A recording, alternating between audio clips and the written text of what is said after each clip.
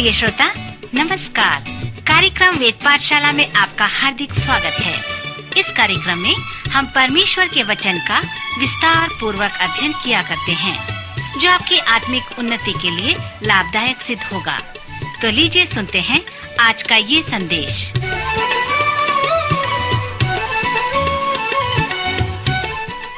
नमस्कार श्रोता मित्र, वेद पाठशाला की अगली कक्षा में आपका स्वागत है। इन कक्षाओं में मैं पवित्र शास्त्र के प्रत्येक पुस्तकों का सर्वेक्षण क्रमानुसार कर रहा हूँ।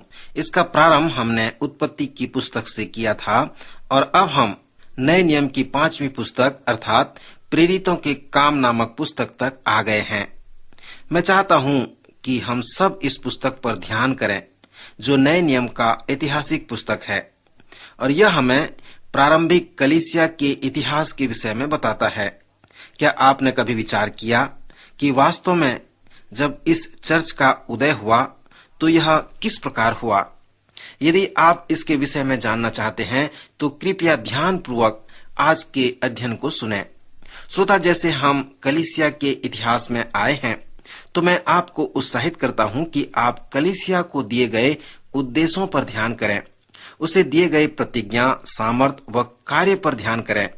मेरा मतलब कि प्रेरितों ने जो प्रचार किया, लोगों को चर्च बनाया, प्रेरितों के काम का जो विषय है वो सब लोगों के ऊपर में है। मैं ये भी पूछना चाहूंगा कि चर्च के ऊपर जो सताव व यातनाएं आई, उन पर भी आप ध्यान करें और स्वयं कलीसियाओं में जो समस्या खड़ी हो गई, उन पर भी आप ध्यान करें। जैसे आप नए नियम में उन अगुवों को देखते हैं जिन पर ये समस्याएं आईं, तो उन्होंने कैसे उनका सामना किया और कैसे उनका समाधान किया। इसके साथ साथ आप उन उदाहरणों को भी देखें और उन चेतावनियों को भी देखें। प्रेरितों के काम पुस्तक में प्रायः आप उदाहरण ही पाएंगे। ये उदाहरण हमारे पास नमूने की तरह आते हैं और जब चर्च में कार्य होता है तो पिंतीकुस्त के सामर्थ के द्वारा वे सब सताव व परेशानियां समाप्त हो जाती हैं। मैंने आपको बताया था कि चर्च का जो नमूना है वह अनदेखे चर्च की उंगली की छवि है। इस प्रकार के अनेक नमूने को आप प्रेरितों के काम नामक पुस्तक में देख सकते हैं। जैसे आप इस पुस्तक के 28वें अध्याय को पढ़ते हैं तो मैं आपको उत्साहित करता हूं कि आप उस नमूने को आप अवलोकन करें। उदाहरण के लिए प्रारंभिक चर्च के समय जो नमूना दिया गया था, जो पिंतीकुस्त के दिन के बाद से ही प्रारंभ हुआ, उसका आप अवलोकन करें। उस समय कोई भी वस्तु किसी का नहीं होता था। वे सब वस्तुएं उनके साझे की होती थी। वे अपनी अपनी संपत्ति और सामान बेचकर जैसी जिसकी आवश्यकता होती थी बांट दिया करते थे। यह एक पवित्र तरह का सामाजिक कार्य था। यही वो प्रमाण है जिसे पवित्र शास्त्र पवित्रता कहता है। श्रोता, पवित्र शब्द का जो अर्थ है कि वो वस्तु जो परमेश्वर का है। पिंतीकुस्त के तुरंत बाद लोगों ने इस पवित्रता का अनुभव किया। वे किसी भी वस्तु को अपना नहीं समझते थे, सब साझे का होता था। इसलिए उन्होंने दिया। उन्होंने 10वां अंश से बढ़कर, एक बलिदान से बढ़कर दिया। सो उनके व्यक्तिगत पवित्रता का प्रमाण यही है कि उन्होंने वो सब कुछ जो उनके पास था दे दिया। यही पिंतीकुस्त का परिणाम था। यहाँ आप सामाजिक अनाज्ञाकारिता पर भी ध्यान करें। यह एक रोचक नमूना है। सुसमाचार में हमने सीखा था कि जो कैसर का है उसे कैसर को दो और जो परमेश्वर का है उसे परमेश्वर को दो। स्मरण करें कि यीशु को पूछा गया, जो हम इब्रानी भाषा में वहां पर रोमी लोगों के द्वारा इसे देखते हैं, जो रोमी द्वारा जीत लिए गए हैं, क्या हमें कर देना उचित है? यीशु ने उस प्रश्न का उत्तर उन्हें दिया। यदि वो कहते नहीं तो रोमी सरकार उसे बंदी बना लेता, और यदि कहते हाँ दो, तब परमेश्वर के लोगों के विरुद्ध में वो रोम की ओर से बातें करता। परंतु उसने कहा, मेरे पास एक सिक्का लाओ। उसने सिक्का लेकर उनसे पूछा, इस सिक्के में किसका चित्र है? उन्होंने कहा, कैसर का। तब उसने कहा, जो कैसर का है वह कैसर को दो और जो परमेश्वर का है उसे परमेश्वर को दो। उसके कहने का तात्पर्य यह था कि उस सिक्के में कैसर का चित्र है, सो उसे कैसर को दो परंतु तुम्हारे पास में परमेश्वर का चित्र है, इसलिए तुम अपने आप को परमेश्वर को दे दो। परमेश्वर उसे नहीं मांगेगा जो कैसर का है, परंतु कैसर उसे मांग सकता है जो परमेश्वर का है। सो जब कैसर तुम्हें उसे मांगे जो परमेश्वर का है, तब तुम उसे न दो। प्रभु यीशु द्वारा प्रेरितों को आज्ञा मिली थी कि वे यीशु मसीह के सुसमाचार का प्रचार करें और लोगों को सिखाएं। सो अब जबकि अधिकारी व धार्मिक नेताओं ने उन्हें ये आज्ञा दिया कि वे यीशु के नाम का प्रचार न करें, तब प्रथम बार में ही प्रेरितों ने कहा कि हम तो अनपढ़ मछुआरे हैं, हमें ये नहीं मालूम कि हम आपके सामाजिक नियम को मान रहे हैं या उसकी अवहेलना कर रहे हैं, पर आप ही निर्णय करो। हम इतना जानते हैं कि यीशु ने हमें कहा है कि हम प्रचार करें व शिक्षा दें। सो उसके बाद उनकी प्रार्थना सभा हुई। अगली बार फिर अधिकारी लोगों ने उनसे कहा, तुम अब यीशु का नाम नहीं ले सकते और न ही प्रचार कर सकते। तब चेलों ने तुरंत उनसे कहा कि मनुष्यों की आज्ञा से बढ़कर परमेश्वर की आज्ञा का पालन करना ही कर्तव्य कर्म है। सो यही है सामाजिक अनाज्ञाकारिता। श्रोता मित्र, कभी कभी ऐसे समय आते हैं कि मसीहियों को सामाजिक नियम का अनाज्ञाकारी बनना पड़ता है। परमेश्वर के कई विश्वासी लोग हैं जिन्हें इसके कारण मृत्यु दंड भी दिया गया है। उन्होंने मनुष्य की आज्ञा से बढ़कर परमेश्वर की आज्ञा को मानना पसंद किया।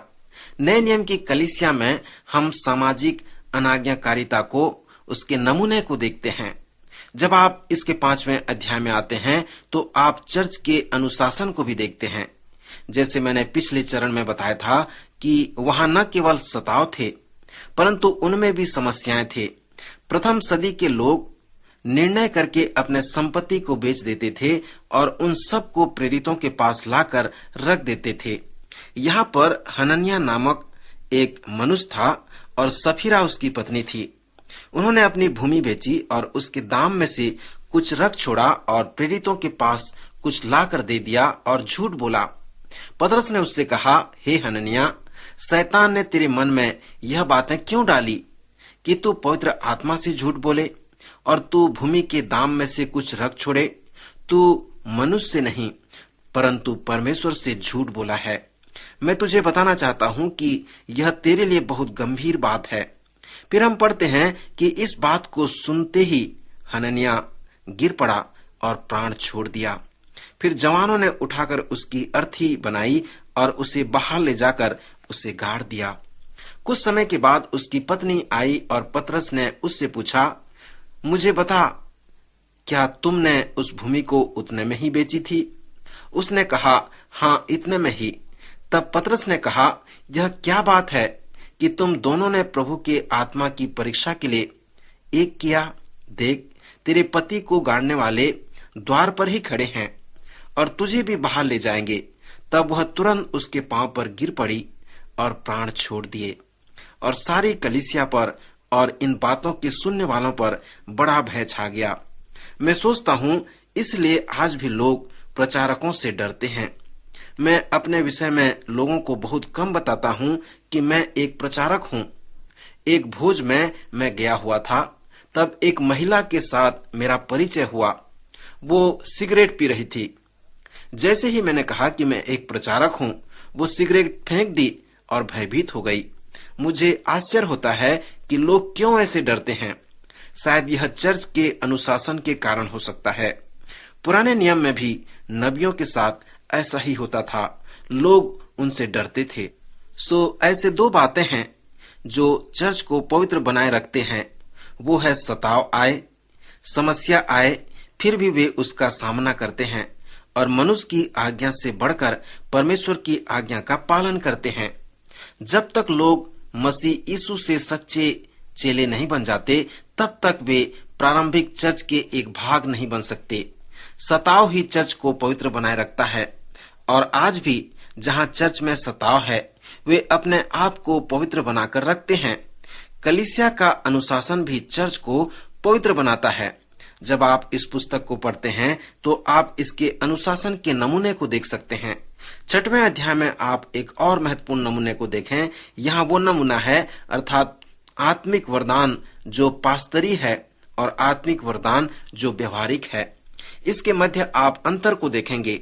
पवित्र आत्मा प्रभु यीशु के चेलों के जीवन में पिंतीकुस्त के परिणाम के साथ आता है। पिंतीकुस्त के कई अनेक परिणाम हैं।